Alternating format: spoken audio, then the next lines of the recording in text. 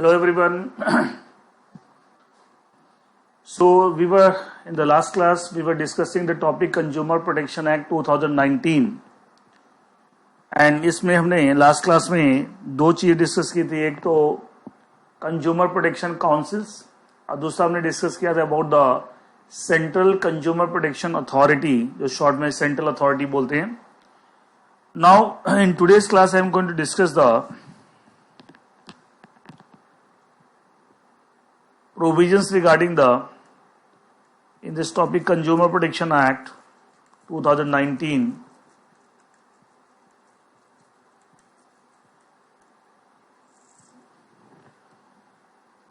The next topic that I am going to discuss is that is the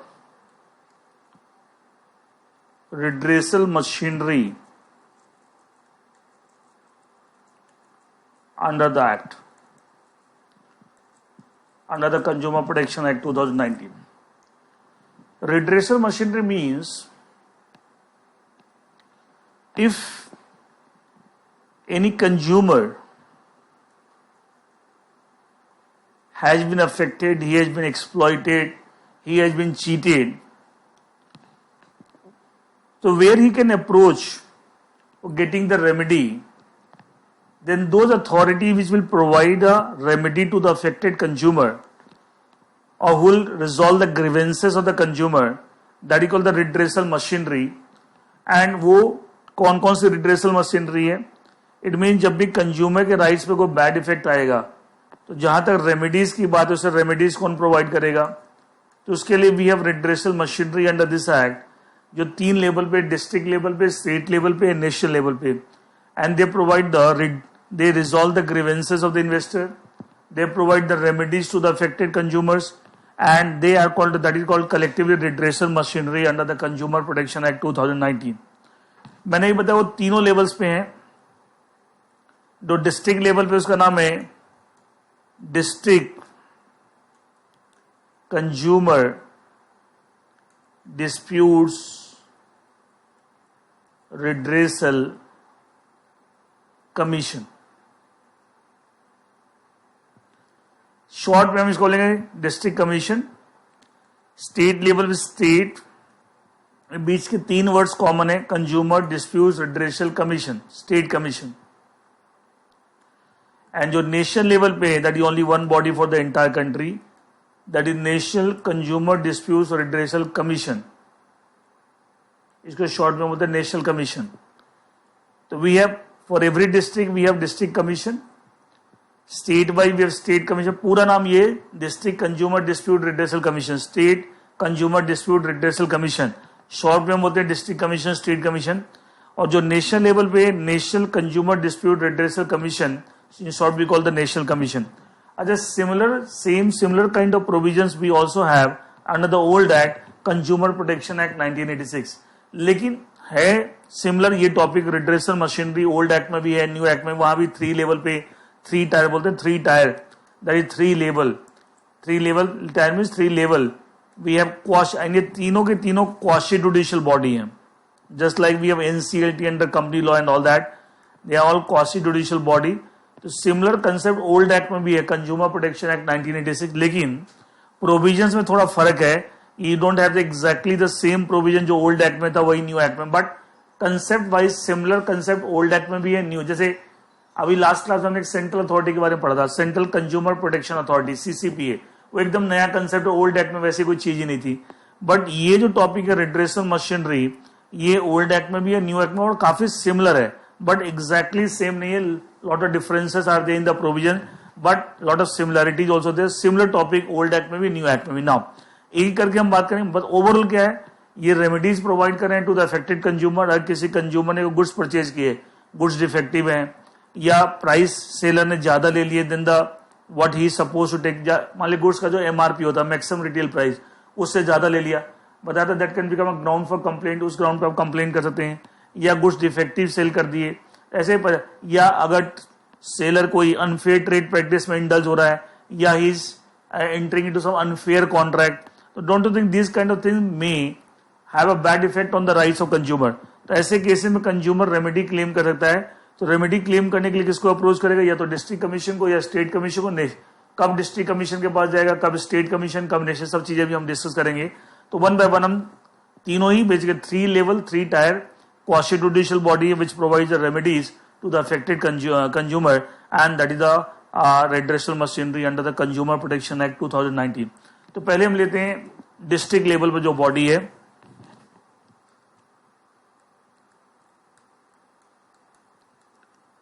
district consumer disputes redressal commission, in short we call the district commission. अच्छा, old act में इसको district forum बोलते थे।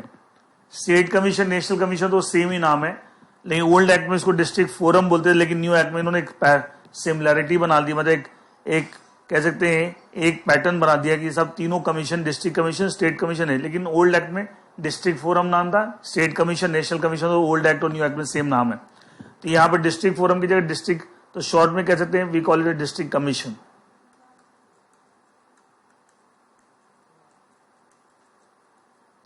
But in the old act ये district forum कहलाता था, district consumer dispute redressal forum in the old act.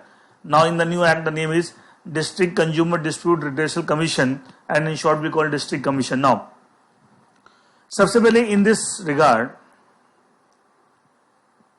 State government को power है कि एक स्टेट की जो स्टेट गवर्नमेंट है अपने स्टेट में जितने भी डिस्ट्रिक्ट हैं हर एक डिस्ट्रिक्ट का अलग अलग डिस्ट्रिक्ट कमीशन स्टैब्लिश करेगी। It means who establish, who has got the power to establish the district commission by way of notification, ठीक है। It will be done by the state government. और आगे स्टेट में जितने डिस्ट्रिक्ट है हर एक district का आप अलग अलग डिस्ट्रिक्ट कमीशन स्टैब्लिश करेंगे। अच्छा, अगर स्टेट गवर्नमेंट को कभी लगता है देयर इज अ नीड कि किसी पर्टिकुलर डिस्ट्रिक्ट के अंदर बहुत केसेस आ रहे हैं, जैसे मान लीजिए एक डिस्ट्रिक्ट कमीशन सेटअप कर दिया और उसके बाद बहुत केसेस आ रहे हैं which one single district commission not able to handle, in that case the district commission, the state government may even set up more than one district commission for one particular district. जरूरत पड़े तो वो भी कर सकते हैं, उसमें काम डिवाइड हो जाएगा। एक डिस्ट्रिक्ट, कुछ एरिया के मैटर एक डिस्ट्रिक्ट कमीशन में जाएंगे, कुछ दूसरे एरिया के in the same district it will go to the another district commission, something like that. तो जरूरत पड़े तो स्टेट गवर्नमेंट एक ही डिस्ट्रिक्ट के लिए एक से ज्यादा डिस्ट्रिक्ट कमीशन भी सेटअप कर सकती है। फिर बात करते हैं कंपोजिशन। एक तो इसके अंदर प्रेसिडेंट होगा जो हेड करेगा इस बॉडी को, दूसरा other members minimum 2 and maximum as में भी prescribe by state government in consultation with central government. मतलब मैक्सिमम 2 से कम तो होंगे नहीं, और ज्यादा कितने हो सकते हैं वो स्टेट गवर्नमेंट प्रिस्क्राइब करेगी। लेकिन स्टेट गवर्नमेंट प्रिस्क्राइब करते समय किससे कंसल्ट करेगी? सेंट्रल गवर्नमेंट से कंसल्ट करते हुए आपको प्रिस्क्राइब करेगी मैक्सिमम कितने हो सकते हैं, बट इन्हीं केस 2 से कम नहीं होंगे। अच्छा, क्योंकि इस कमीशन को ही स्टेट गवर्नमेंट स्टैब्लिश कर रही बाय नोटिफिकेशन, इस कमीशन के अंदर जितने भी लोग हैं क्या उन सब की अपॉइंटमेंट क्या स्टेट गवर्नमेंट करेगी? इट मीन डिस्ट्रिक्ट कमीशन के कंपोजिशन में जो जो चीज आती हैं क्या all will be appointed by whom? By the state government, by the state government. तो ये कंपोजिशन एक तो प्रेसिडेंट होगा who will be acting as the head of this body, plus other members जो मिनिमम 2 मैक्सिमम एज में भी prescribe the state government in consultation with the prescribe state government करेगी, state government ने इसको setup किया है। लेकिन मैक्सिमम की लिमिट कितनी फिक्स करनी है उसके लिए स्टेट गवर्नमेंट फिक्स करते समय किससे कंसल्ट करेगी? सेंट्रल गवर्नमेंट से, इन consultation with the central government. Is it okay? ये कंपोजिशन है of the district commission. Now अब बात करते हैं ज्यूरिसडिक्शन, इसकी पावर्स क्या है। Jurisdiction of district commission.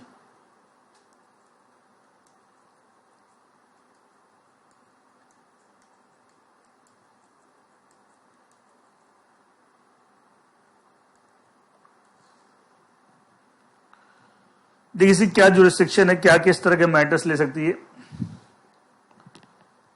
अच्छा, jurisdiction district commission being the lowest level redressal body, इसके सीनियर इसे हायर है स्टेट कमीशन, सबसे ऊपर नेशनल कमीशन। तो यहां पे कोई मैटर अपील होगी तो आएगा नहीं, कोई लोएस्ट लेवल बॉडी, इससे ऊपर जो बॉडी होगी वो वहां अपील होकर भी आ सकता है और डायरेक्ट भी आ सकता है। यहां जो भी आएगा डायरेक्ट आएगा। एक्चुअली एक कंसेप्ट यूज करते हैं ओरिजिनल ज्यूरिसडिक्शन, ये सेम ओल्ड एक्ट में भी सम टाइम यूज करते हैं ओरिजिनल, मतलब जो मैटर डायरेक्टली आपके पास आ रहा है। जैसे अगर एक बॉडी के पास एक मैटर गया, वहां डिसाइड हुआ उस डिसीजन से आप सेटिस्फाइड नहीं, आप उस डिसीजन को चैलेंज करें इन द हायर अथॉरिटी, तो जो हायर अथॉरिटी का मैटर जा रहा है वो अपीलेट ज्यूरिसडिक्शन एक्सरसाइज करे, बिकॉज वो डायरेक्टली वहां नहीं आ रहा, एक लेवल पे डिसाइड होकर फिर अपील के द्वारा आ रहा है, तो that is not original, that is appellate. तो क्या डिस्ट्रिक्ट कमीशन का जो ज्यूरिसडिक्शन होगा सारा ओरिजिनल होगा, कोई लोएस्ट लेवल बॉडी है, इसके नीचे कोई है ही नहीं, इसका जो भी ज्यूरिसडिक्शन क्या ओरिजिनल, मतलब मैटर डायरेक्टली इसके पास आएंगे। देखिए आपको अब ओरिजिनल ज्यूरिसडिक्शन को हम दो पार्ट में डिवाइड कर रहे हैं, pecuniary jurisdiction in terms of money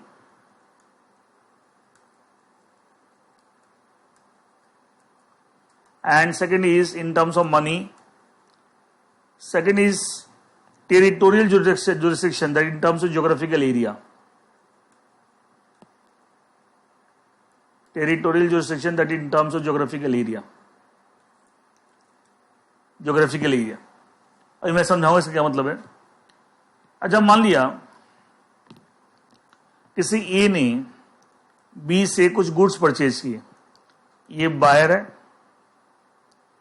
और सेलर है, गुड्स में कोई कमी, मान लें गुड्स डिफेक्टिव है या गुड्स आर नॉट अकॉर्डिंग, जो क्वालिटी होनी चाहिए गुड्स में वो नहीं है, या सर्विस ए ने बी से कुछ अवेल की और सर्विस में कोई कमी है, तो क्या in this case A can file a complaint against B for claiming the remedies under this act? Yes. तो उस केस में जो कंप्लेंट फाइल करेगा, क्या इसको कंप्लेनेंट बोलेंगे?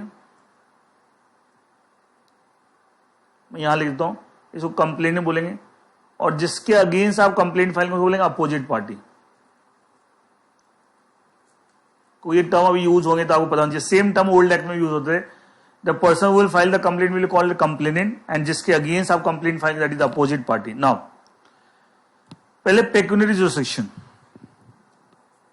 जिस गुड्स या सर्विसेज की रिस्पेक्ट में आप कंप्लेन कर रहे हैं, उसका जो कंसिडरेशन आपने पे किया था, कंप्लेनेंट ने पे किया था, if the consideration paid in respect of goods और services in respect of is the complaint is being filed, if the consideration paid is less than equal to 1 crore, does not exceed 1 crore, then वो matter कहां जाएंगे? District commission के पास जाएंगे। It mean in terms of pecuniary jurisdiction क्या power district commission की?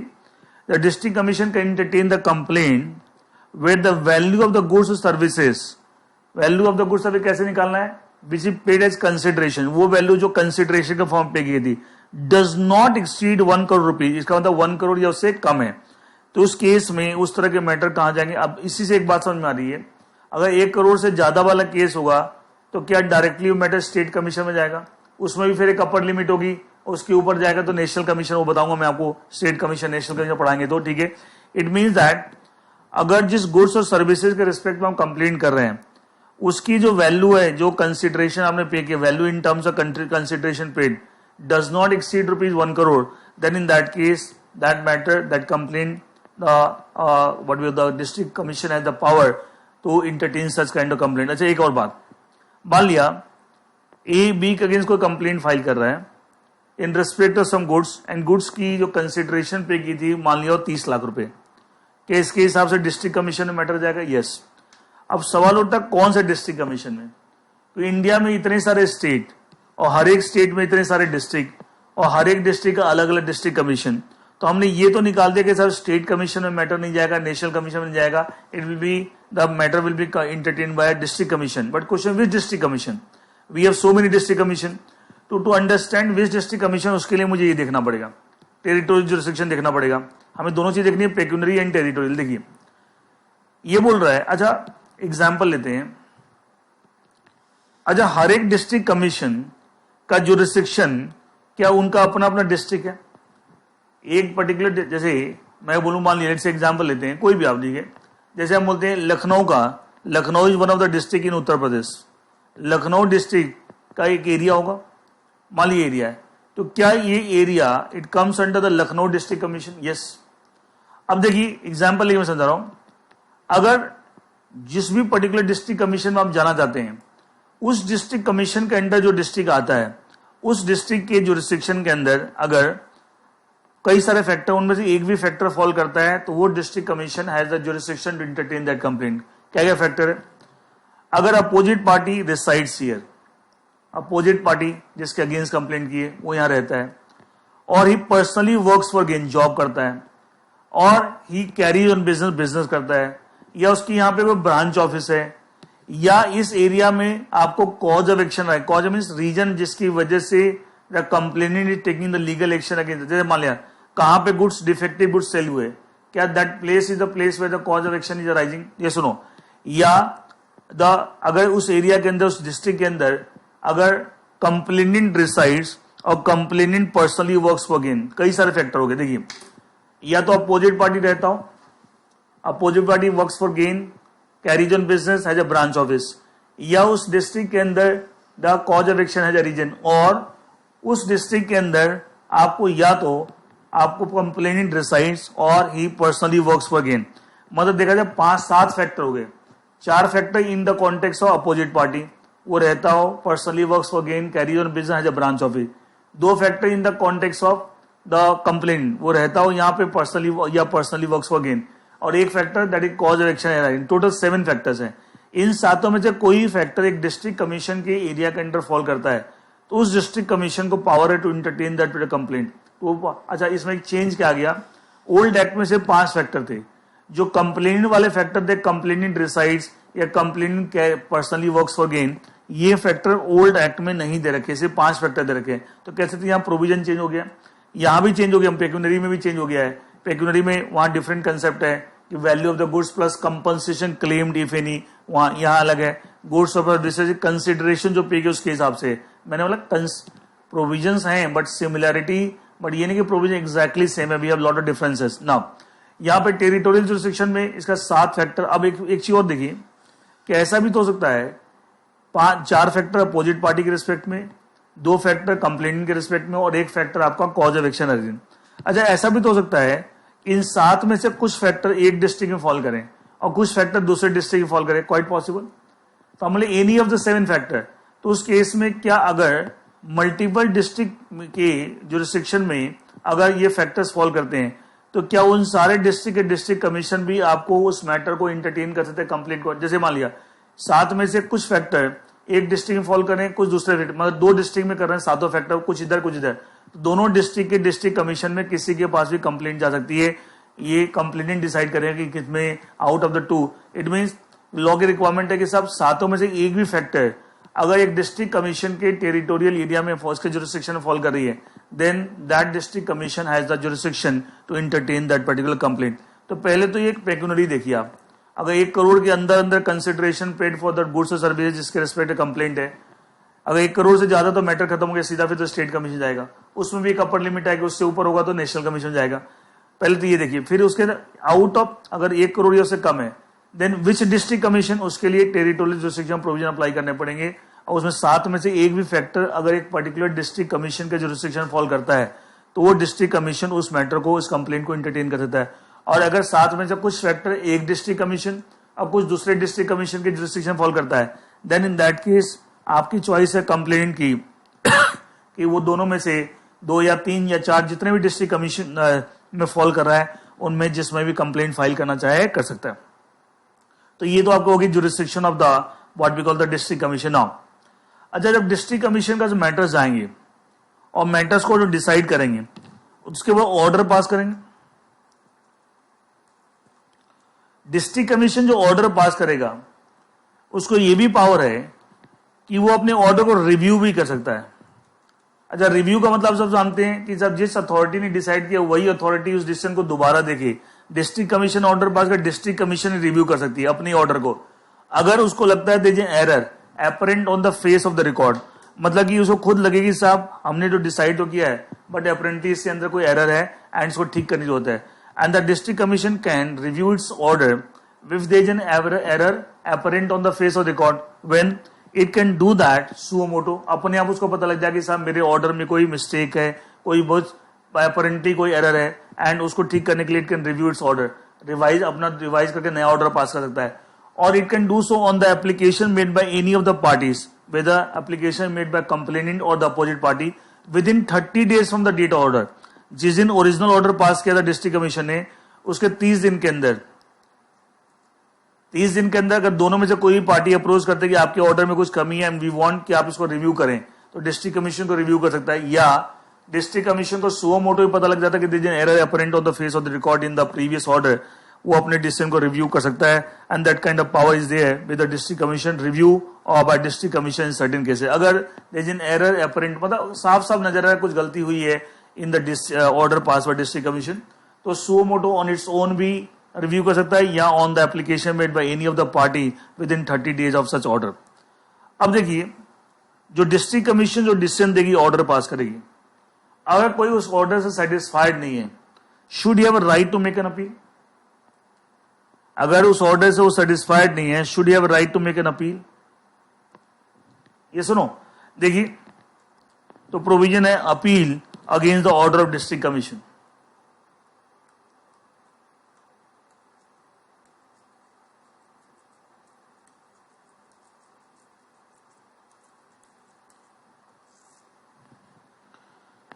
देखिए, district commission के ऑर्डर के अगेंस्ट अपील जो जाएगी,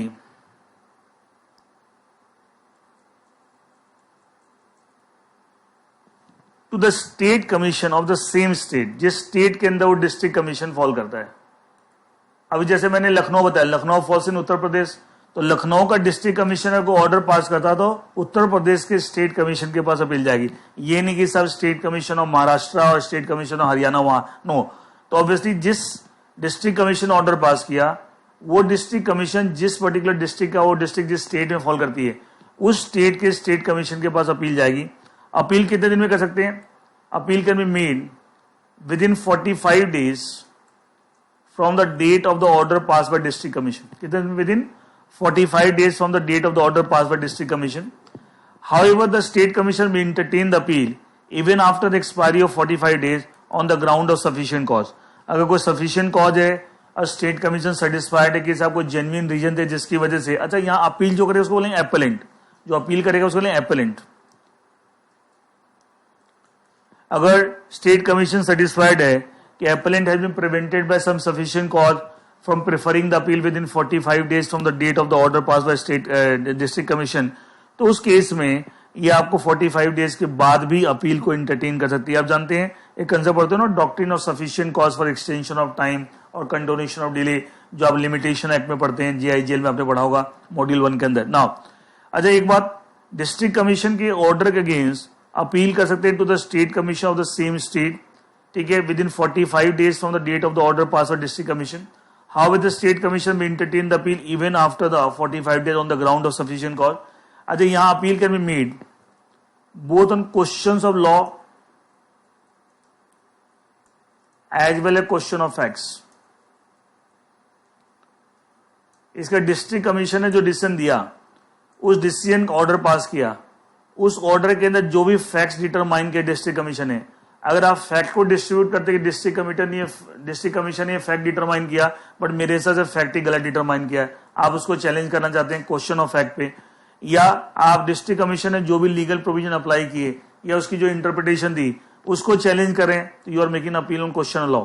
दोनों में से किसी भी ग्राउंड पर अपील हो सकती है, question of fact as a question law to the state commission against the order pass by district commission. लेकिन एक बात का ध्यान रखना है, जब डिस्ट्रिक्ट कमीशन की ऑर्डर के अगेंस्ट अपील करें to the state commission with in 45 days from the date of the order pass by and on question law as well question of fact, दो बातों का ध्यान रखना। क्या?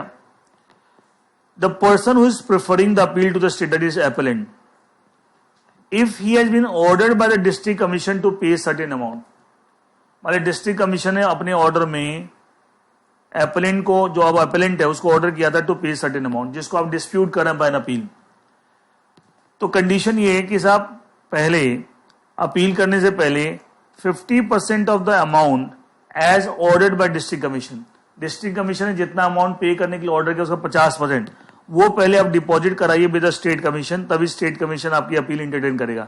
अच्छा, डिपॉजिट कराने का मतलब ये पैसा चला नहीं गया, ये प्रोविजन है।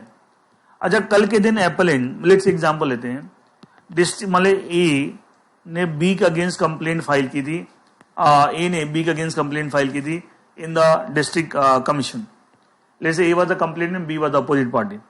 अच्छा, डिस्ट्रिक्ट कमीशन ने मान लिया ए के फेवर में फैसला दे दिया और बी को ऑर्डर किया कि you have to pay 10 lakhs rupees to A as a compensation कि आपने जो गलत गुड्स बेचे थे, all that the district commission ordered B to pay 10 lakhs rupees to A. Now B जिसके अगेंस्ट ऑर्डर पास कर डिस्ट्रिक्ट कमीशन है, B is not satisfied with that order, तो उस केस में can he prefer appeal to the state commission? Yes. Now B becomes appellant. तो उस case में 10 लाख रुपए इसको पे करने थे as per the order of district commission, उसका 50% 5 लाख. इसका पहले इसको 5 लाख रुपए स्टेट कमीशन में जमा कराना पड़े, तभी आपकी अपील इंटरटेन होगी. ठीक है. अच्छा, लेकिन ये 5 लाख रुपए चले नहीं गए, प्रोविजन है ये सिर्फ आपको. देखिए कैसे. मान लिया स्टेट कमीशन में जाकर बी केस जीत जाता है और स्टेट कमीशन ये डिसाइड करता है कि डिस्ट्रिक्ट कमीशन का डिसीजन गलत था एंड बी ने कुछ गलत नहीं किया है and that's why decision of district commission is invalid, और स्टेट कमीशन को रिवर्स कर देता है. क्या बी केस जीत गया? क्या उसके 5 लाख रुपए उसको वापस मिल जाएंगे? यस, क्योंकि now he is not required to pay anything. लेकिन अगर स्टेट कमीशन में ये बोल देता है कि डिस्ट्रिक्ट कमीशन का फैसला ठीक था और बी अपील हार जाता है and he has to pay 10 lakhs rupees as per the order district commission, state commission में ये बोल देता है, तो 5 लाख तो इसने ऑलरेडी जमा करा के स्टेट कमीशन को, स्टेट कमीशन वो ए को दे देगा और 5 लाख रुपए बी और पे करेगा टू ए, टू और के. लेकिन अपील करने से पहले कम से कम 50%, नॉट कम से कम, not minimum, 50% of amount which you are required to pay as per the order of district commission, वो पहले डिपॉजिट करना पड़ेगा to the state commission, then only appeal will be entertain, otherwise appeal will not be. ये conditions है, ये condition fulfil करके ही आपकी अपील एंटरटेन होगी, otherwise appeal will not be entertain. Is that clear? आगे देखिए, आपको तभी अपील आपकी एंटरटेन होगी, otherwise appeal will not be entertain. एक और चीज देखिए इसके अंदर. अच्छा, कई बार ऐसा भी तो हो सकता है जिसके फेवर में डिस्ट्रिक्ट कमीशन ने फैसला दिया था, क्या वो भी तो अपील कर सकता है? लेट्स से ए ने बी के अगेंस्ट कंप्लेंट की थी in the district commission, district commission ने ए के फेवर में डिसाइड किया अगेंस्ट बी. वही सेम एग्जांपल मान लिया, B was ordered by district commission to pay 10 lakhs rupees to A. A बोलता है सर 10 लाख से मैं सेटिस्फाइड हूं, मुझे तो 15 लाख का कंपनसेशन चाहिए. क्या ए भी इसमें अपील कर सकता है against the decision of the district commission? Yes. अच्छा, उस केस में A will not be required because A will become appellant, A will not be required to deposit any amount to state commission. Why? Because provision क्या है, if you are required to pay any amount as per the order of district commission, तो उसका 50% आपको जमा कराना है to the state commission for the before making the appeal. It's a condition to be fulfilled for the purpose of making the appeal. But question ही, A was not ordered by the district commission to pay any amount. That's why अगर A appeal करता है जिसके favour में district commission decision दिया था, तो उससे कुछ भी जमा कराने की जरूरत नहीं टू द स्टेट कमीशन. लेकिन अगर बी अपील करता है, इस एग्जांपल में B was ordered by district commission to pay 10 lakhs rupees to A, then B को अपील करने से पहले स्टेट कमीशन को 50% ऑफ दैट अमाउंट जमा करना. बट मैंने बोला प्रोविजन है, अगर आप केस जीत जाते हैं तो पैसा आपका वापस हो जाएगा, हार जाते हैं तो ऑब्वियसली आपको वो पैसा, आपको जो भी जिसके फेवर में डिस्ट्रिक्ट कमीशन ऑर्डर दिया उसको मिल जाएगा और रिमेनिंग अमाउंट आपको और पे करना पड़ेगा. एक और बात इसमें बोला, अपील करने से पहले 2 कंडीशन है. एक तो ये कि अगर you are appellant is required to pay any amount as per the order of district commission, he has to deposit 50% of that amount to the state commission, then only the appeal will be entertained by the state commission. एक तो ये बात हो. दूसरी बात, एक concept है, अभी आगे आएगा, सेटलमेंट बाय मीडिएशन.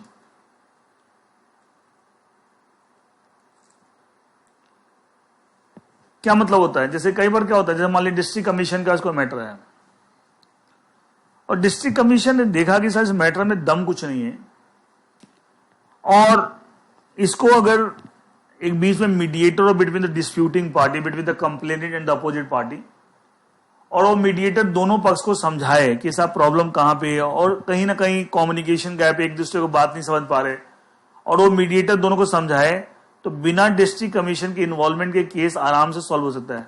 मतलब कि आपस में पार्टी जी खुद आपको क्या करेंगे, सेटलमेंट कर लेंगे म्यूचुअली किसी चीज पे, लेकिन उसके लिए मीडिएटर चाहिए.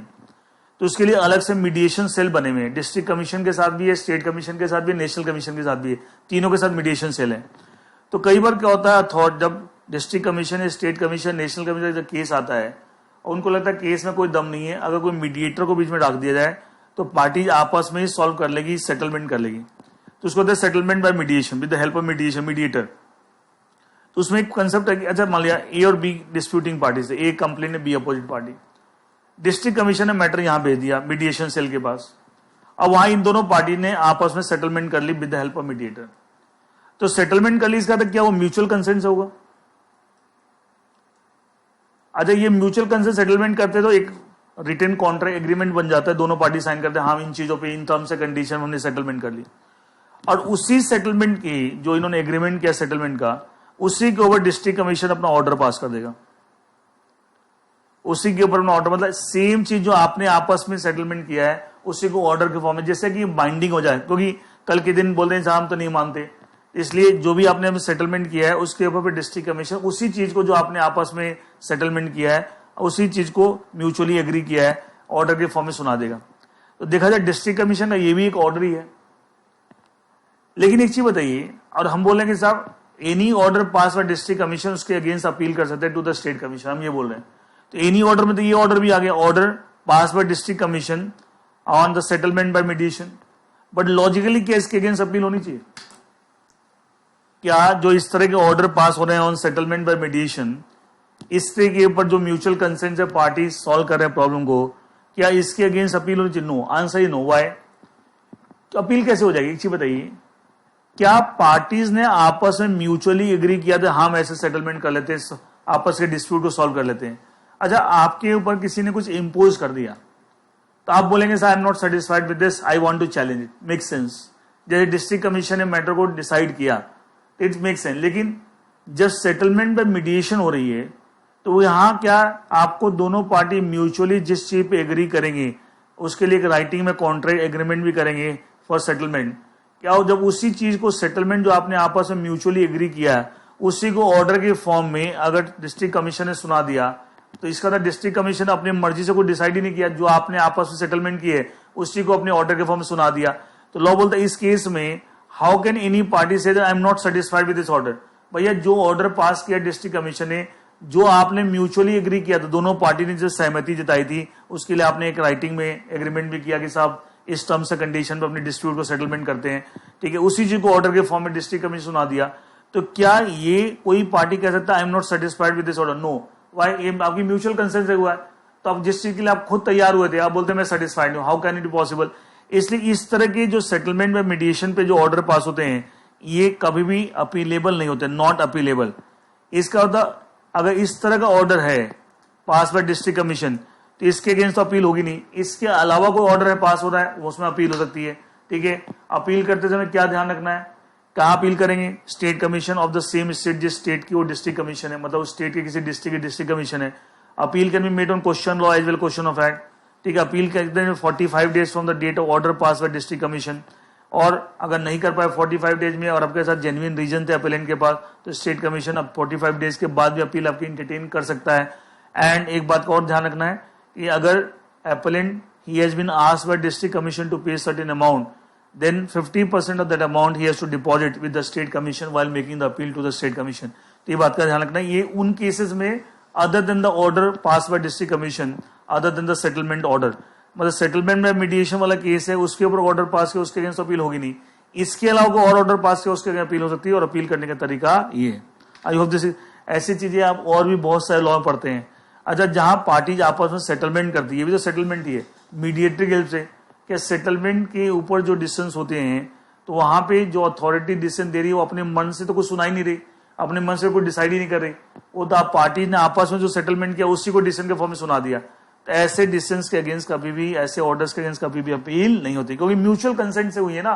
And how can one party say that I am not satisfied with the decision, ये आपने खुद एग्री किया है म्यूचुअली तभी तो वो डिसीजन हुआ है, एंड इसलिए ऐसे डिस्टेंस के अगेंस्ट कभी भी अपील नहीं होती। तो वही बात यहां भी लिखी हुई।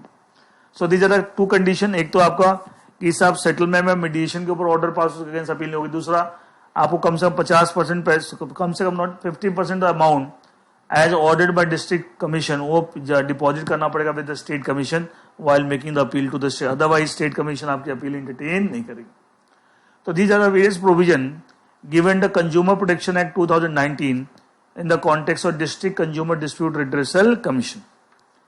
Now I move on to the second level, the state level, the redressal machinery, that is State Commission.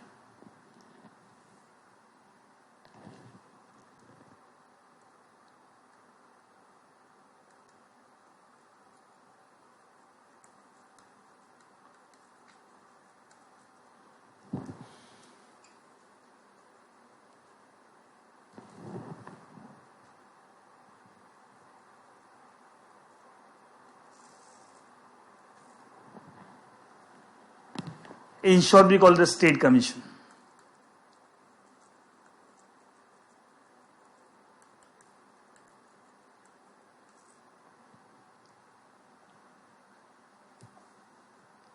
First of all, हर एक स्टेट की स्टेट गवर्नमेंट अपने अपने स्टेट के लिए एक कमीशन स्टैब्लिश करेगी by notification, that is a state consumer dispute redressal commission, in short we call state commission. इसका कंपोजिशन देखिए, एक तो इसके अंदर प्रिसाइडिंग पर्सन होगा, that is president of the state commission. Other members, minimum 4 and maximum as may be prescribed by state government in consultation with central government. जैसे district commission में minimum 2 था या मिनिमम 4 है, और मैक्सिमम वाले province से maximum वहां भी था एज में प्रिस्क्राइब है state government, but in consultation with central government same provision है, और वहां मिनिमम 2 की जगह मिनिमम 4 हो गया. अच्छा, जब इस बॉडी को स्टेट कमीशन को स्टैब्लिश ही स्टेट गवर्नमेंट कर रही है, इसका तो इसके कंपोजिशन में जो लोग आ रहे हैं सब की अपॉइंटमेंट कौन करेगा? All will be appointed by the state government. All will be appointed by the state government. President, who is the head of the state commission, and as well as other members, इन सब की appointment state government के द्वारा होगी, because इस body को ही establish कौन करता है? That is the state government. हर एक स्टेट की स्टेट गवर्नमेंट अपने अपने स्टेट के लिए ऐसा करेगी, and that is the composition and how this body is establish. Now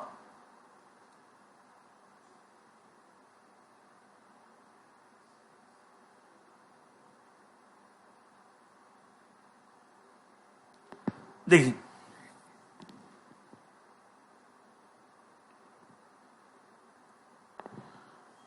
अब बात करते हैं jurisdiction of the state commission.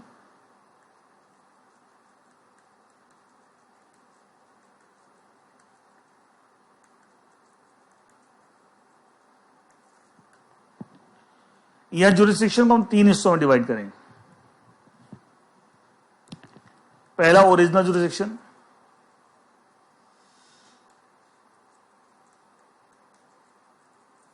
Original का अपना मैटर डायरेक्टली स्टेट कमीशन के पास आएंगे. दूसरा एपलेट, तीसरा रिवर्सनरी. तो बाद में लेते हैं, पहले ओरिजिनल. ओरिजिनल को भी 2 हिस्सों में डिवाइड करेंगे. अच्छा, डिस्ट्रिक्ट कमीशन का सिर्फ ये वाला ज्यूरिसडिक्शन था, क्योंकि एपलेट रिवर्सनरी तब हो सकता है when you are not at the lowest level, पर डिस्ट्रिक्ट कमीशन लोएस्ट लेवल पे है, उससे नीचे कोई और अथॉरिटी है नहीं. तो जब आप लोएस्ट लेवल पर नहीं उससे ऊपर हैं, तब वो एपलेट किसी के ऑर्डर के अगेंस्ट अपील सुनना, तभी ना जब आप नीचे, आपके नीचे भी कोई और है. इसका मतलब डिस्ट्रिक्ट कमीशन के पास सिर्फ ओरिजिनल ज्यूरिसडिक्शन ही था, लेकिन स्टेट का ओरिजिनल भी है जब मैटर डायरेक्टली स्टेट कमीशन के पास आएगा. एपलेट भी है, रिवर्सनरी. लेकिन एपलेट रिवर्सनरी हमेशा हायर अथॉरिटी को हो सकता है, लोएस्ट लेवल को नहीं हो सकता. देखिए, इसमें भी 2 चीजों की, एक pecuniary in terms of money and दूसरा territorial in terms of geographical area. Pecuniary jurisdiction में पहले देखिए,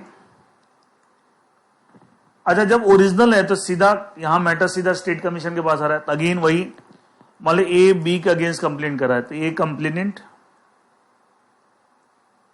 बी अपोजिट पार्टी. जिस गुड्स और सर्विसेज के रेस्पेक्ट में कंप्लेंट कर रहे हैं, उसकी वैल्यू एज कंसिडर, कैसी वैल्यू? जो कंसिडरेशन पे की थी, consideration paid, it is more than 1 crore but does not exceed 10 crore. मतलब 1 करोड़ से ज्यादा बट 10 करोड़ से ज्यादा नहीं है, मतलब 10 करोड़ टच कर सकते हैं, मतलब नॉट मोर देन 10 करोड़. अच्छा, ऑब्वियसली इसका 10 करोड़ से ज्यादा हो तो सीधा नेशनल कमीशन के पास जाएगा. अगर मोर देन 10 करोड़ केस हो तो सीधा नेशनल कमीशन के पास जाएगा. अब देखो, अप टू 1 करोड़ था तो district commission, more than 1 crore up to 10 crore कहां जाएगा? To the state commission, to the state commission. But इसका था 1 करोड़ से ज्यादा, अप टू 1 करोड़ तो डिस्ट्रिक्ट कमीशन के पास ज्यूरिसडिक्शन है. More than 1 crore but does not exceed 10 crore, मतलब एनीथिंग जिसकी गुड्स और सर्विसेज जो कंसिडरेशन पे हुई है वो 1 करोड़ से ज्यादा है, चाहे कितनी भी ज्यादा है, but not exceeding 10 crore. 10 crore से ज्यादा, 10 करोड़ या उससे कम, ठीक है. तो मोर than 1 crore but not exceeding 10 crore. तो वैसे मैटर कहां जाएंगे? स्टेट कमीशन के पास. एक चीज होगी, एक और चीज ध्यान सुनिएगा, पेक्यूनरी में एक चीज और, अगर complaint is in respect of unfair contracts, आपको याद होगा जब डेफिनेशन जब पहली क्लास ली थी इस चैप्टर में, तो उसमें एक कंसेप्ट पढ़ा था अनफेयर कॉन्ट्रैक्ट। मैंने बताया ये नया कंसेप्ट है, ओल्ड एक्ट में कंसेप्ट नहीं था। तो अगर अनफेयर कॉन्ट्रैक्ट के रिस्पेक्ट में, अगर अनफेयर कॉन्ट्रैक्ट के रिस्पेक्ट में कंप्लेंट हम कर रहे हैं, तो उस केस में अगर the value of the, just a minute,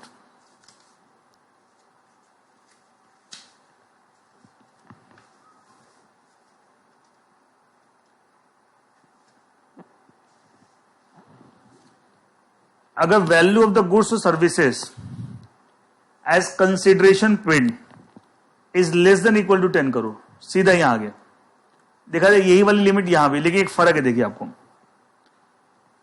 इसका। अगर the state commission also has jurisdiction to entertain the complaint against the unfair contract, unfair contract अगर के अगेंस्ट कंप्लेंट भी इंटरटेन करने की पावर है, provided the value of the goods और services as consideration paid does not exceed 10 crore. अच्छा एक चीज देखिए आप, यहां पे बोले 10 करोड़ या उससे कम, मतलब 10 करोड़, लेकिन हमने मोर देन 1 करोड़ नहीं बोला है।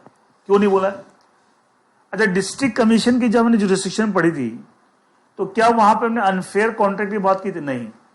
इसका मतलब कि in the context of complaint against the unfair contract district commission की कोई जुरिसडिक्शन नहीं है। मतलब कितना भी कम अमाउंट इन्वॉल्व हो, the district commission does not have jurisdiction to entertain the complaint against the unfair contract. इसका मतलब क्या हुआ? इस अनफेयर कॉन्ट्रैक्ट के रिस्पेक्ट में आपको डिस्ट्रिक्ट कमीशन को जुरिसडिक्शन ही नहीं है टू एंटरटेन द कंप्लेंट। इसका सीधा जुरिसडिक्शन स्टेट कमीशन के पास है या नेशनल कमीशन के पास है। इसका मतलब ये क्या हुआ? अगर अनफेयर कॉन्ट्रैक्ट अगेंस्ट कंप्लेंट है तो अमाउंट कुछ भी हो लोअर साइड में, बट हायर साइड में नॉट एक्सीडिंग 10 करोड़, मतलब अप टू 10 करोड़, वो सीधा मैटर स्टेट कमीशन के पास जाएगा। ये नहीं कि साहब अप टू 1 करोड़ तो डिस्ट्रिक्ट कमीशन के पास जाएगा, मोर देन 1 करोड़ है एंड अप टू 10 करोड़ तब स्टेट, ऐसा नहीं है। लेकिन अगर अनफेयर कॉन्ट्रैक्ट वाला केस नहीं है, जनरल कंप्लेंट है not related to unfair contract, अगर अप टू 1 करोड़ वाला केस है तो डिस्ट्रिक्ट कमीशन के पास जाएगा, मोर देन 1 करोड़ है up to 10 crore state commission के पास जाएगा। But when is a complaint against the unfair contract, it mean lower side कुछ नहीं है, क्योंकि डिस्ट्रिक्ट कमीशन को in the context of unfair contract complaint entertain करने की जुरिसडिक्शन नहीं है। देखिए मैंने पढ़ाई भी नहीं था इसका। अनफेयर कॉन्ट्रैक्ट का अगेंस्ट अगर कंप्लेंट करनी है तो अमाउंट कुछ भी हो, बट एक बात तो खाली ध्यान रखना है कि 10 करोड़ से ज्यादा नहीं होनी चाहिए। कि 10 करोड़ से ज्यादा हो तो फिर नेशनल कमीशन के पास जाएगा, एंड 10 करोड़ या उससे कम कुछ भी हो तो वो सारे कंप्लेंट की इंटरटेन करने की पावर किसकी है? Of the state commission. इसका दोनों बातें हो गई। जनरल कंप्लेंट है, ये ध्यान रखना है, more than 1 crore up to 10 crore, and से complaint against unfair contract up to 10 crore कुछ भी हो, ठीक है। लोअर लिमिट कुछ नहीं है कि साहब मोर देन 1 करोड़, ऐसा कुछ नहीं है। वो मैटर उस तरह की complaint the state commission will has a jurisdiction to entertain. अब आपने ये निकाल लिया, मान लीजिए ये वाला केस है चाहे ये वाला केस है, इससे पता लग गया कि साहब अगर ये वाला केस है more than 1 crore up to 10 crore, मान लीजिए ये वाला केस है या ये वाला केस अप टू 10 करोड़, तो आपको पता लगा सर स्टेट कमीशन का मैटर जाएगा, complaint will be filed to state commission. But अगला सवाल दिमाग है, sir which state commission? The next question will be sir which state commission? कोई स्टेट कमीशन एक तो है नहीं, ये साहब हर एक स्टेट की अलग अलग स्टेट कमीशन है।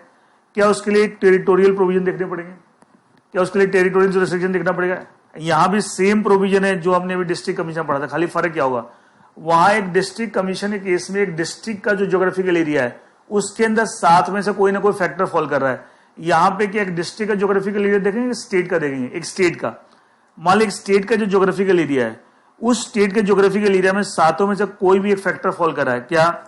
अगर opposite party decides, opposite party personally works for gain, खुद कोई जॉब वॉब करता है, कैरी ऑन बिजनेस करता है, हैज अ ब्रांच ऑफिस, या वहां पे कंप्लेनेंट रिसाइड्स और complainant personally works for gain, और उस स्टेट के अंदर अगर कॉज ऑफ एक्शन राइज हुआ, फैक्टर्स वही है। 7 में से एक भी फैक्टर अगर स्टेट की ज्योग्राफिकल एरिया में फॉल कर रहा है तो उस स्टेट की स्टेट कमीशन को वो कंप्लेंट इंटरटेन करने की पावर है। अच्छा ऐसा भी हो सकता है इन 7 में से कुछ फैक्टर है एक स्टेट के ज्योग्राफिकल एरिया में फॉल कर रहा है, कुछ फैक्टर दूसरे स्टेट के ज्योग्राफिकल एरिया में फॉल कर रहा है, क्या उस केस में दोनों में से किसी भी स्टेट के स्टेट कमीशन की को हम कंप्लेंट फाइल कर सकते हैं? यस, ठीक है। एकदम सेम कंसेप्ट टेरिटोरियल वाला, खाली फर्क क्या हुआ, एक डिस्ट्रिक्ट का ज्योग्राफिकल एरिया देख रहे थे, यहाँ पे एक स्टेट का देख रहे हैं, ठीक है। फैक्टर्स वही है 7, 4 अपोजिट पार्टी के रिस्पेक्ट में, opposite party resides, personally works for gain और कैरीज ऑन बिजनेस और has a branch office. 2 factor in the respect of complainant resides और पर्सनली वर्क्स फॉर गेन, और एक आपको cause of action as reason. And अगर 7 में से एक भी फैक्टर अगर उस किसी पर्टिकुलर स्टेट के ज्योग्राफिकल एरिया में फॉल करता है तो उस स्टेट की state commission has the jurisdiction to entertain that particular complaint both in respect of this as well as this.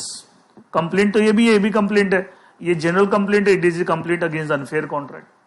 यहां भी टर्म सेम यूज होगा, जो कंप्लेंट करने वाला कंप्लेनेंट, जिसके अगेंस्ट कंप्लेंट करें that is opposite party. I hope this clear everyone. तो ये ओरिजिनल जुरिसडिक्शन है, पेक्यूनरी एंड टेरिटोरियल दोनों बनता है। अच्छा, डिस्ट्रिक्ट कमीशन की सिर्फ इतनी थी क्योंकि लोएस्ट लेवल बॉडी है। अब लेकिन स्टेट कमीशन डिस्ट्रिक्ट कमीशन से ऊपर है, तो ओरिजिनल तो कि जब मैटर सीधा स्टेट कमीशन में आएगा, लेकिन अभी हमने पढ़ा था कि मैटर पहले मान लिया डिस्ट्रिक्ट कमीशन में गया, अप टू 1 करोड़ वाला केस था, डिस्ट्रिक्ट कमीशन में गया और डिस्ट्रिक्ट कमीशन ने जो ऑर्डर पास किया उससे अगर आप सेटिस्फाइड नहीं है, क्या उससे अपील कर सकते हैं? कहाँ? State commission. तो वहां हमने मतलब डिस्ट्रिक्ट कमीशन के ऑर्डर के अगेंस्ट अपील कर सकते टू स्टेट कमीशन। तो इसका था स्टेट कमीशन को अपील करें तो स्टेट कमीशन की जुरिसडिक्शन है टू इंटरटेन द अपील। ये सुनो भाई, आप अपील कर सकते हैं, इसका था तभी अपील आप कर पाएंगे जब इन द स्टेट कमीशन है jurisdiction to entertain the appeal. तो क्या ये आपकी appellate jurisdiction of the state commission? अच्छा एक चीज ये अपीलेट जुरिसडिक्शन है, इसका था ये भी तो एक जुरिसडिक्शन, ये भी तो एक पावर है, ये भी तो एक पावर है, that is called appellate jurisdiction. लेकिन इस तरह की जुरिसडिक्शन डिस्ट्रिक्ट कमीशन की नहीं हो सकती थी, बाय बिकॉज लोएस्ट लेवल है। हम ये कैसे बोल सकते हैं district commission can entertain the appeal against the order pass, because सबसे नीचे अथॉरिटी, इससे नीचे कोई है ही नहीं, इसलिए वहां पे वो सब चीज है नहीं, वहां पे सिर्फ ओरिजिनल है।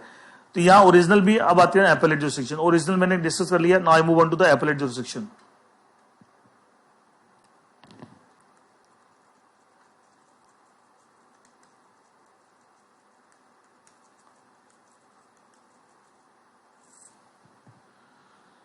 The state commission has the power to entertain the appeal against the orders passed of district commission of any of the district within the same state। ये ध्यान रखना है।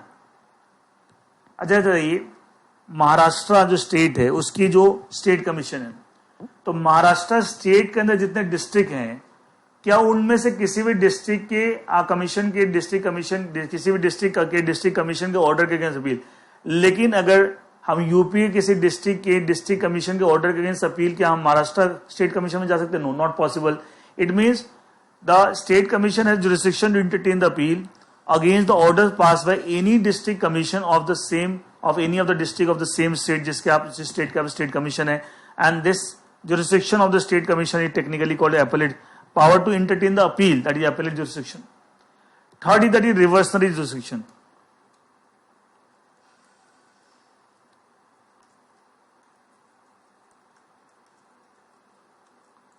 रिवर्सनरी जुरिसडिक्शन, रिवर्सनरी जुरिसडिक्शन देखिए क्या चीज है। Reversionary jurisdiction में क्या है देखिए। अच्छा एक चीज बताइए, क्या सीनियर्स की ड्यूटी होती है कि जूनियर्स को गाइड करें? तो क्या एक स्टेट का स्टेट कमीशन के लिए उस स्टेट के जितने भी डिस्ट्रिक्ट के डिस्ट्रिक्ट कमीशन है, क्या उसके लिए जूनियर है, सबऑर्डिनेट है? जैसे उत्तर प्रदेश की स्टेट कमीशन जो है, तो उत्तर प्रदेश के जितने भी डिस्ट्रिक्ट उन डिस्ट्रिक्ट के डिस्ट्रिक्ट कमीशन के क्या सबऑर्डिनेट है? अगर उनको लगता है कि कोई पर्टिकुलर डिस्ट्रिक्ट कमीशन जो मेरे अंडर फॉल करते हैं, मेरे स्टेट के जितने भी डिस्ट्रिक्ट के डिस्ट्रिक्ट कमीशन है, वो कोई काम को किसी मैटर को सही ढंग से हैंडल नहीं कर रहे हैं, तो क्या उनको गाइड कर सकते हैं? यस, एंड दिस पावर, अच्छा गाइड करने के लिए कुछ ऑर्डर्स पास करेंगे, that kind of orders are revisionary order and by using the revisionary jurisdiction. देखिए इसमें क्या दे रखा है, स्टेट कमीशन को ये पावर है कि जिस स्टेट का स्टेट कमीशन है उस स्टेट में जितने भी डिस्ट्रिक्ट हैं, उस डिस्ट्रिक्ट के डिस्ट्रिक्ट कमीशन के सामने अगर कोई कंप्लेंट पेंडिंग है या ऑलरेडी डिसाइडेड, पेंडिंग या ऑलरेडी डिसाइडेड, और स्टेट कमीशन को लगता है कि उसमें कुछ गलत हुआ है या गलत तरीके से मैटर चल रहा है या गलत तरीके डिसाइड हुआ, तो उस डिस्ट्रिक्ट कमीशन को ऑर्डर पास कर सकती है स्टेट कमीशन कि उससे रिलेटेड सारे पेपर्स रिकॉर्ड हमारे पास भेजिए, and after going through that it can pass the appropriate orders to district commission कि साहब ये मैटर ठीक ढंग से हैंडल नहीं हुआ, इस केस को रीओपन करके आप दोबारा डिसाइड कीजिए, समथिंग लाइक दैट।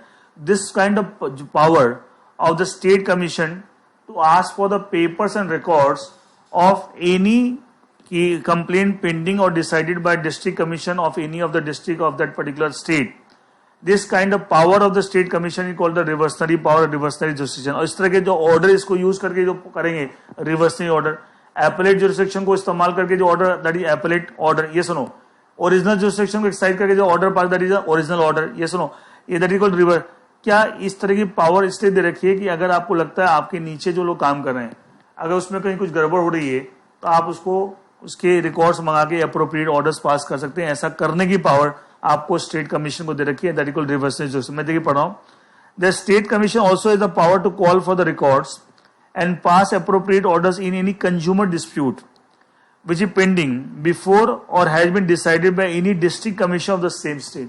उसी स्टेट के किसी भी डिस्ट्रिक्ट के डिस्ट्रिक्ट कमीशन के सामने अगर कोई कंज्यूमर डिस्प्यूट पेंडिंग है, डिसाइड हो गई, अगर लगता है कि इसमें मुझे दखल अंदाजी करनी चाहिए एंड आई शुड इंटरवीन की मैटर ठीक ढंग से हैंडल नहीं हुआ है या ठीक ढंग से हैंडल नहीं हो रहा है, तो उस केस में द स्टेट कमीशन का intervene and it can pass orders के पेपर्स रिकॉर्ड्स हमारे भेज भेजिए एंड उसके अंदर वो सुटेबल ऑर्डर्स पास कर सकते to the district commission. And this kind of jurisdiction is called revisionary jurisdiction. और इस तरह के जो ऑर्डर पास होंगे by using this jurisdiction that is called revisionary order. तो ओरिजिनल जुरिसडिक्शन उसको इस्तेमाल करें जो order original order, appellate jurisdiction appellate order, revisionary jurisdiction revisionary order. Is that okay? Now next ये आपका जुरिसडिक्शन हो गया। नाउ यहां भी दे रखा है रिव्यू बाय स्टेट कमीशन। ये सेम प्रोविजन जो डिस्ट्रिक्ट कमीशन हमने पढ़ा था, सेम प्रोविजन है। मान ली स्टेट कमीशन ने कोई ऑर्डर पास किया and if there is an error apparent on the face of the record,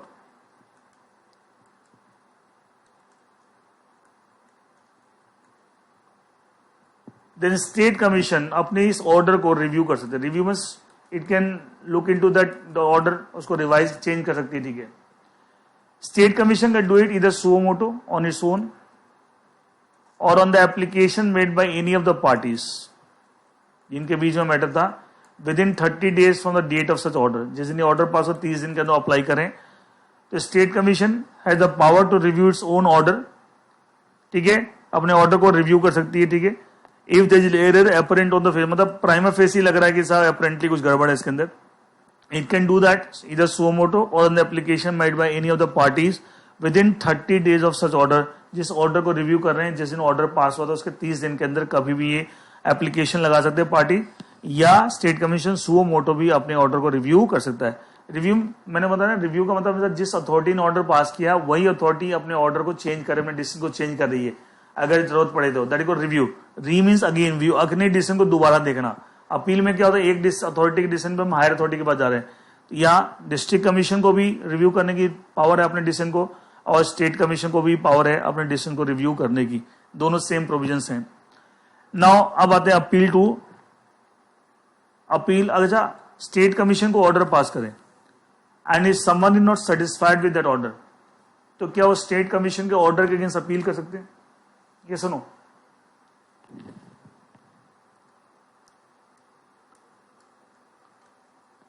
appeal against the order, वो तो अपील टू स्टेट कमीशन था कि डिस्ट्रिक्ट कमीशन ने को ऑर्डर पास किया, आप सेटिस्फाइड नहीं या स्टेट कमीशन को अपील कर रहे हैं, या appeal against the order pass by state commission.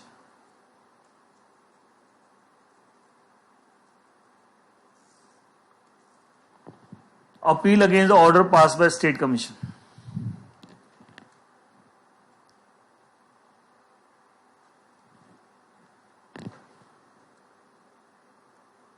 मान लीजिए स्टेट कमीशन ने को ऑर्डर पास किया, तो आप उस ऑर्डर के अगेंस्ट अपील कर सकते हैं to the national commission. Appeal to national commission.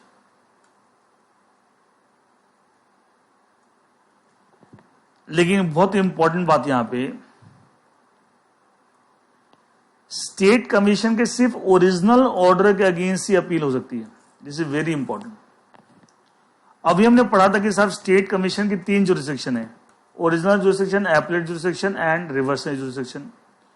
Original जो मैटर डायरेक्टली स्टेट कमीशन के पास आ रहा है उसका इस्तेमाल करके जब order, that is original order. Appellate jurisdiction इस्तेमाल करके जब डिस्ट्रिक्ट कमीशन डिसाइड हो गया स्टेट कमीशन का आया, दैट कॉल्ड एपलेट ऑर्डर। और रिवर्सनरी जिससे इस्तेमाल करके जो order, that is reversionary order. इसका तो जो एपलेट ऑर्डर और रिवर्सनरी ऑर्डर जो स्टेट कमीशन पास कर रही है, इसके अगेंस्ट अपील अलाउड नहीं है। जो ओरिजिनल जुरिस्डिक्शन को इस्तेमाल करके जो ओरिजिनल ऑर्डर पास है, सिर्फ only against the original order appeal is possible. It means if the state commission by using the appellate jurisdiction, अगर एपेलेट ऑर्डर पास करती है या रिवर्सरी जुरिस्डिक्शन इस्तेमाल करके रिवर्सरी ऑर्डर पास, उसके अगेंस्ट अपील करना अलाउड नहीं है. तो स्टेट कमीशन के सिर्फ ओरिजिनल ऑर्डर के अगेंस्ट अपील हम कर सकते हैं, किसको? To the national commission. This is very important. अच्छा, ये बात हमने पहले क्यों नहीं बोली थी कि जब डिस्ट्रिक्ट कमीशन के ऑर्डर के अगेंस्ट स्टेट कमीशन में जा रही थी, तो हमने ये बात क्यों नहीं बोली थी? हमने डिस्ट्रिक्ट कमीशन कोई भी ऑर्डर उसके अगेंस्ट अपील कर सकते हैं टू द स्टेट कमीशन. क्यों? कि डिस्ट्रिक्ट कमीशन की एक ही जुरिस्डिक्शन है, ओरिजिनल जुरिस्डिक्शन, और वो जो भी ऑर्डर पास करेगा वो ओरिजिनल ऑर्डर ही होगा. इसे बोलने की जरूरत इंप्लाइड है. वहां पे एपेलेट और ये सब का कंसेप्ट ही नहीं है. अगर डिस्ट्रिक्ट कमीशन ने कोई भी ऑर्डर पास किया है, क्या इंप्लाइड है that order is a original order, that order is original order? ये सुनो, इसलिए वहां बोलने की जरूरत नहीं थी, ठीक है. लेकिन जब स्टेट कमीशन के ऑर्डर के अगेंस्ट अपनी नेशनल कमीशन जा रही है, तो स्टेट कमीशन की 3 तरह की जुरिस्डिक्शन है और 3 तरह के ऑर्डर पास करती है. लेकिन appeal is allowed only against the original order pass by state commission. जब मैटर डायरेक्टली स्टेट कमीशन के पास आया था, more than 1 crore up to 10 crore वाला केस, या अनफेयर कॉन्ट्रैक्ट वाला केस में अप टू 10 करोड़ वाला केस, तो वहां पे ओरिजिनल वाला केस था एंड वो ओरिजिनल ऑर्डर पास हुआ. आप सेटिस्फाइड नहीं, अपील कर सकते टू द नेशनल कमीशन. अच्छा, इससे एक बात और सीखने मिलती है, वो क्या? देखिए, अगर एपेलेट ऑर्डर स्टेट कमीशन ने पास किया, इसका मतलब क्या हो? पहले मैटर डिस्ट्रिक्ट कमीशन में क्या था? डिस्ट्रिक्ट कमीशन ने एक ऑर्डर पास किया, आप उससे सेटिस्फाइड नहीं था, अपील के टू द स्टेट कमीशन. वही एपेलेट जुरिस्डिक्शन है, उसने एक ऑर्डर पास किया, कि एक बार अपील होगी डिस्ट्रिक्ट कमीशन के ऑर्डर के against to the state commission. अगर एपेलेट ऑर्डर के अगेंस्ट, अगर हम नेशनल एपेलेट ऑर्डर पास है स्टेट कमीशन, अगर इसके अगेंस्ट अपील करेंगे नेशनल कमीशन को, will it be second appeal और नॉट? एक बार तो डिस्ट्रिक्ट कमीशन से स्टेट कमीशन में आए, that is the first appeal. फिर स्टेट कमीशन ने एपेलेट ऑर्डर पास किया और उसके अगेंस्ट अगर आप नेशनल कमीशन अपील करेंगे, will it be second appeal और नॉट? इसका मतलब है, लेकिन ये अलाउड नहीं है. ये तो मैं समझाने के लिए इसे बता रहा हूं. तो एपेलेट ऑर्डर के अगेंस्ट अपील करना to the national commission allowed ही नहीं है. इसका मतलब इससे एक बात और प्रूव होती है कि एक मैटर में एक ही बार अपील अलाउड है. एक मैटर में एक ही बार अपील अलाउड है. जब डिस्ट्रिक्ट कमीशन और स्टेट कमीशन में आगे अपील करके, फिर आप उसी मैटर को फर्दर अपील करके नेशनल कमीशन में नहीं ला सकते, क्योंकि यहां पे हम बोल रहे हैं स्टेट कमीशन के सिर्फ ओरिजिनल ऑर्डर के अगेंस्ट से अपील कर सकते हैं to the national commission, not against the appeal can not be filed to the national commission against the appellate order और against the revisionary order pass by the state commission. Is that okay? सिर्फ किसके against होता है? Only against the original order pass by the state. ऐसा same provision old act में भी है, same provision old act में भी है, consumer protection act 1986. Now appeal आप कर सकते हैं नेशनल कमीशन को within 30 days from the date of the order pass by state commission. जिसने state commission original order pass किया उसके 30 दिन के अंदर. अच्छा, वहां 45 डेज था, डिस्ट्रिक्ट कमीशन से स्टेट कमीशन जाए तो 45 डेज, यहाँ 30 डेज है, ठीक है. 30 डेज में अपील कर सकते हैं. अच्छा, नेशनल कमीशन में entertain the appeal even after the expiry of 30 days on the ground of sufficient cause. ये 30 दिन के बाद भी अपील को इंटरटेन कर सकता है on the ground of sufficient cause. On the ground of sufficient cause, ये 30 डेज के बाद भी अपील को इंटरटेन कर सकता है on the ground of sufficient cause. Is that okay? ठीक है. एक और बात, यहां जो अपील होगी only on questions of law.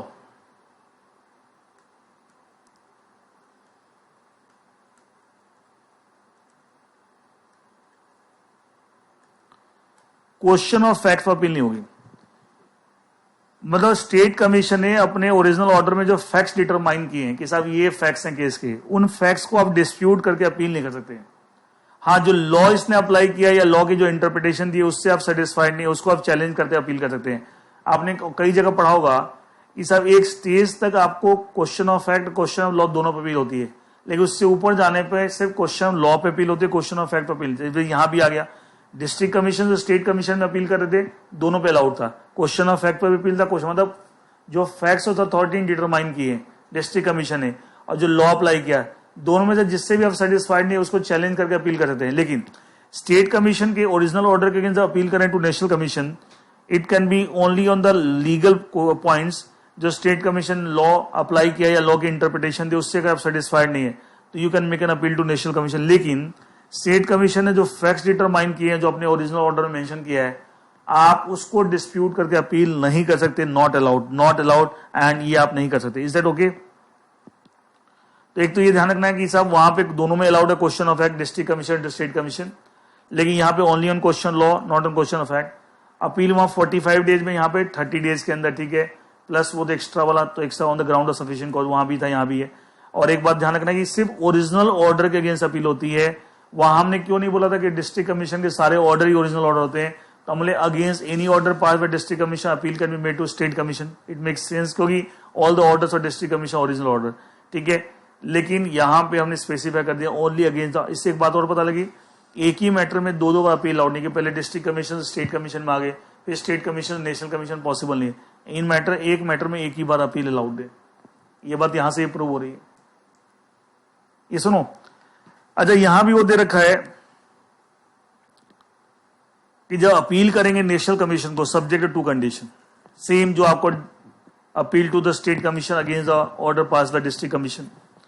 क्या दो बातें, the person who is the appellant if is required to pay certain amount of money as per the order of state commission. State commission का वो ऑर्डर जिसको आप challenge कर रहे हैं अपील, उस ऑर्डर के हिसाब से अगर you are appellant is required to pay certain amount of money, then he has to deposit 50% of that amount to the national commission, then only the national commission will entertain the appeal.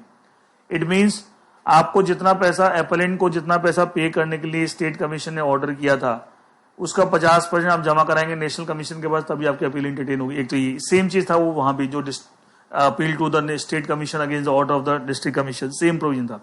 दूसरा, अगर state commission ने original order ही pass किया है, लेकिन वो original order जो pass किया स्टेट कमीशन ने that is regarding the settlement by mediation, उससे रिलेटेड ऑर्डर पास किया है, मतलब वही सेम चीज जो डिस्ट्रिक्ट कमीशन के साथ भी मीडिएशन सेल होता है, स्टेट कमीशन के साथ भी मीडिएशन सेल होता है, नेशनल कमीशन के साथ भी मीडिएशन सेल होता है. तो मैटर अगर मीडिएशन सेल का रेफर हो गया और पार्टी आपस में सेटलमेंट कर देती है with the help of mediator, तो पार्टी जो सेटलमेंट करेगी म्यूचुअल कंसेंट से करेगी, उसी का एक एग्रीमेंट राइटिंग बना लेगी कि उन्होंने आपस में क्या सेटलमेंट किया, एंड वही सेटलमेंट का एग्रीमेंट अथॉरिटी के सामने प्रेजेंट होता है, उस पर ऑर्डर पास कर देते हैं. जैसे स्टेट कमीशन के पास मान लिया कोई मैटर आया, उन्होंने मीडिएशन सेल को रेफर कर दिया, डिस्प्यूटिंग पार्टी ने with the help of mediator settlement कर ली, एक रिटन कॉन्ट्रैक्ट बन गया कि साहब ने क्या सेटलमेंट किया आपस में म्यूचुअली, और उसी के ऊपर सेटलमेंट कमीशन ऑर्डर पास कर दिया. तो ऑर्डर तो वो भी है, बट क्या ऐसे ऑर्डर की अपील होती है? नो. तो यहाँ म्यूचुअल कंसेंट से पार्टी ने कुछ एग्री किया है, अब वही उसी चीज पे ऑर्डर पास कर स्टेट कमीशन ने. It means if there is a order pass by state commission on the settlement by mediation, party ने मीडिएशन की हेल्प से सेटलमेंट की है, उसके ऊपर अगर स्टेट कमीशन ऑर्डर पास किया है, then it is not appealable, इसके अगेंस्ट अपील नहीं होगी. तो दो बात को ध्यान रखना है, एक तो 50% वाली बात, और दूसरा अगर मीडिएशन सेटलमेंट बाय मीडिएशन हुआ है एंड उसके ऊपर ऑर्डर पास किया स्टेट कमीशन ने, उसके अगेंस्ट अपील पॉसिबल नहीं है, even if its original order. तो ये इसका मतलब अगर सेटलमेंट बाय मीडिएशन वाला केस है उस पर ऑर्डर पास किया है वो छोड़ दीजिए, उसके अलावा कोई ओरिजिनल ऑर्डर है उसके अगेंस्ट अपील हो सकती है.